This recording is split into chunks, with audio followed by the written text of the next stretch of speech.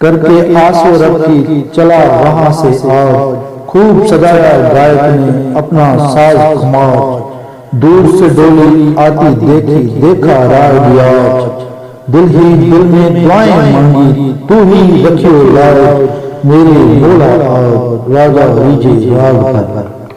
ये एक रागी यानी राग गाने वाले की दास्तान है, बिजल के नाम से जो जाना जाते हैं सिंध में। और वादी सिंह की ये ऐसी दास्तान है कि एक बादशाह अपने गर्दन उतार कर सर उतार कर एक गवैये को देते हैं, गाने वाले को देते हैं।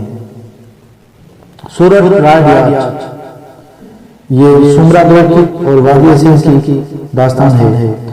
गिरनार का एक बादशाह हुकूमत करता था, उसका नाम राज खंघार था। वो इतना सच्ची था कि लोग उसे राज खंघार की बजाय राय रियाज देने वाला राय कहते थे। राय रियाज की एक बहन थी जिसकी कोई औलाद न थी। उसे औलाद की बड़ी तमन्ना थी। उसने फकीरों से दुआएं करवाई, नजूमियों से किस्मत का हाल पूछा, लेकिन कोई औलाद न हुई। एक दिन गिरनार में एक नजूमी आया। राय की बहन को पता चला तो उसने नजूमी को महल में बुलाया और उससे किस्मत का हाल पूछा। नजूमी ने हिसाब लगाकर बताया कि तुम एक बेटे की मां बनोगी, लेकिन तुम्हारा बेटा बड़ा होकर राय रियाज को कत्ल कर देगा। नजूमी की बात सुनकर राय की बहन ने कहा, मुझे ऐसा बेटा नहीं चाहिए जो बड़ा होकर मेरे भाई को कत्ल करे।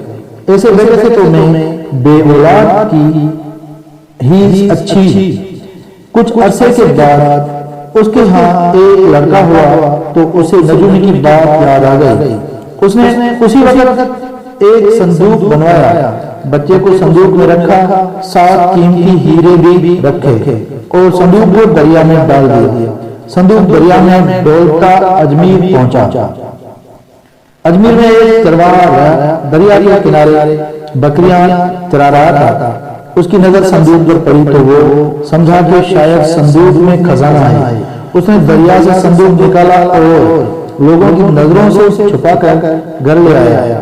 उसने संदूक खोला तो वो देखकर हैरान रह गया कि संदूक में एक खूबसूरत बच्चा मीठी नींद सो रहा था और उसके पास ही कीमती हीरे रखे थे। बच्चे को देखकर उसने खुदा का शुक्र अदा किया। खुदा ने उसे एक खूबसूरत बच्चा अता किया था और वो और उसकी बीवी अपने सगे बच्चे की तरह उसकी परवरिश करने लगे और उसका नाम बीजल रखा। अजमेर के हाकिम का नाम अनिराज था। वो बड़ा जालिम बादशाह था। वो जिस किसी राजा का नाम सुनता उस पर हमला करके उसे अपना मुद्दी बना लेता था। अजमेर में जो भी मुसाफिर आता अनिराज उसे बुलाकर पूछता, बताओ इस दुनिया में कोई हमारे जैसा ताकतवर बादशाह है? मुसाफिर बेचारे खौफ के मारे कहते, नहीं हुजूर, हमने आप जैसा ताकतवर बादशाह कहीं नहीं देखा। एक दिन अनिराज ने एक जोगी से यही सवाल किया। जोगी ने जवाब दिया कि हाँ, आपसे भी ज्यादा ताकतवर बादशाह देखा है और वो गिरनार का बादशाह राय रियाज है। अनिराज ने राय रियाज का नाम सुनते ही हुक्म दिया कि राय रियाज पर हमला किया जाए।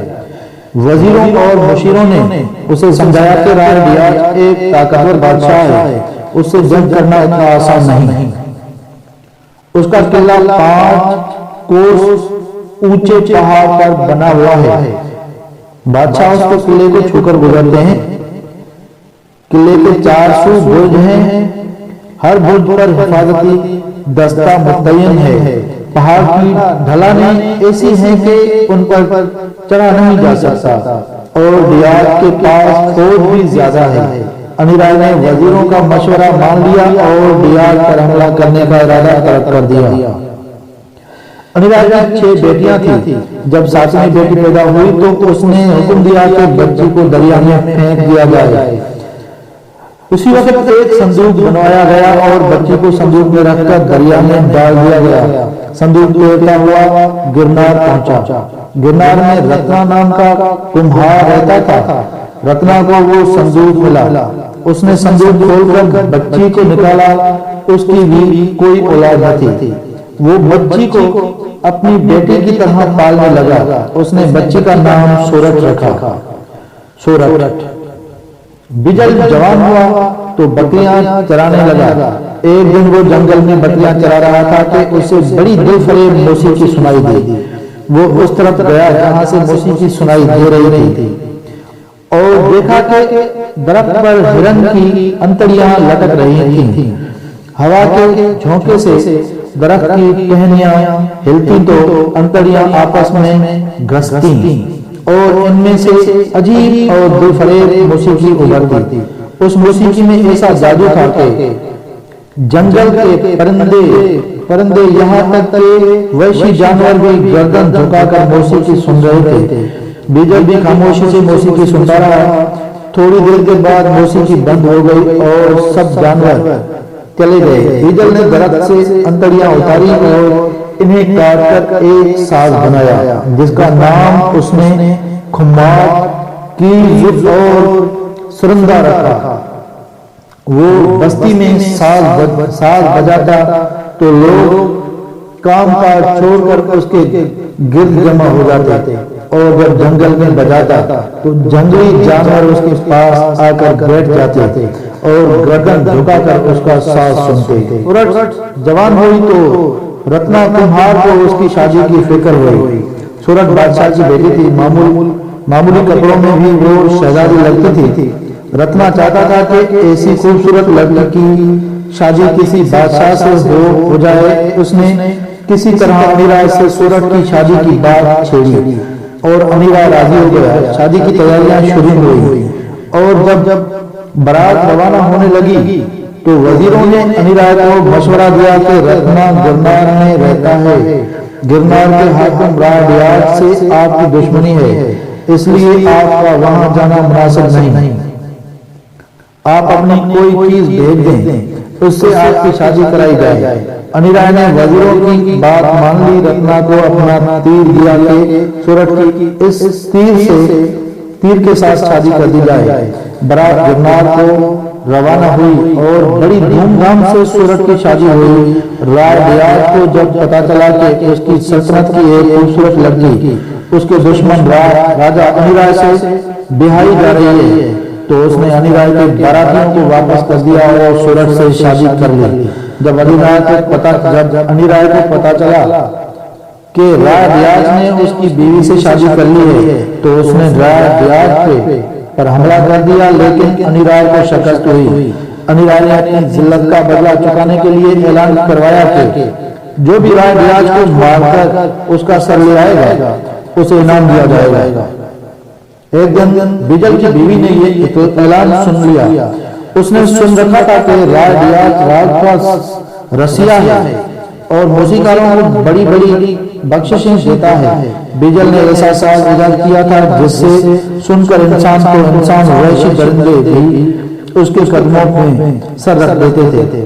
उसे यकीन हो गया कि इसका खावंद अपने सास से राडियात का सर काट कर ले आएगा। उसने सिपाहियों से हीरों का तख्त लिया और वादा किया कि इसका शोहर बिजल राडियात का सर काट कर ले आएगा।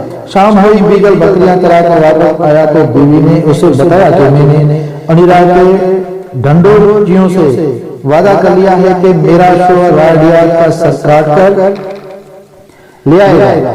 बिजल बहुत परेशान हुआ। वो राडियात जैसे सखी का सर नहीं काटना चाहता था, लेकिन अनीरा जालिम बादशाह था और सब जानते थे कि अगर बिजल की बीवी ने वादा पूरा न किया तो अनीरा उसे और बिजल को जिंदा जला देगा। आखिर बिजल ने अल्लाह का नाम लिया, अपने सास को सजाया संवारा और गिरनार की तरफ चल पड़ा।